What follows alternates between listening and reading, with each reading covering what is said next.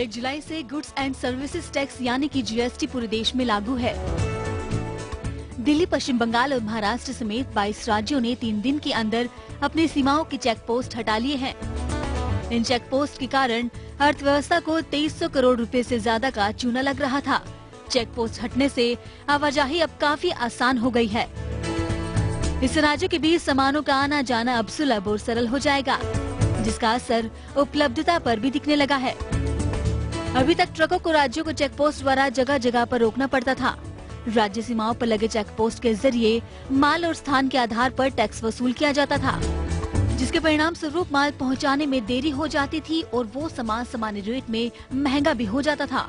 Check post पर clearance के इंतजार में ऐसे ट्रकों की कतार लग जाती थी और इनमें प्रदूषण भी बढ़ रहा था। विश्व बैंक की रिकॉर्ड 2005 के अनुसार चेक पोस्ट पर ट्रकों की देरी के कारण सालाना 900 करोड़ रुपए से लेकर 2300 करोड़ रुपए तक का नुकसान हो रहा था। कई राज्यों ने ई-वे बिल की व्यवस्था लागू होने तक जीएसटी पहचान number, invoice number, tax invoice और लॉजिस्टिक फॉर्म से रजिस्ट्रेशन जांच के आदेश दिए हैं। इनमें असम, उत्तर प्रदेश का नाम भी शामिल है। सरकार जीएसटी लागू होने के 6 महीने के भीतर ही ई-वे बिल लाने के इंतजार का योजना पर काम कर रही है। इससे ट्रकों की आवाजाही बेहद आसान हो जाएगी। अगर कोई 50,000 रुपए से ज्यादा का सामान राज्य या फिर राज्य से बाहर ले जा रहा है तो उसे जीएसटी नेटवर्क की वेबसाइट पर ऑनलाइन रजिस्ट्रेशन कराना होगा। हालांकि फिलहाल मंत्रालय असम, पंजाब, हिमाचल प्रदेश और कुछ पूर्वोत्तर के राज्यों सहित 8 अन्य राज्यों में भी चेक पोस्ट हटा रही है। दिशा बिष्ट, APN।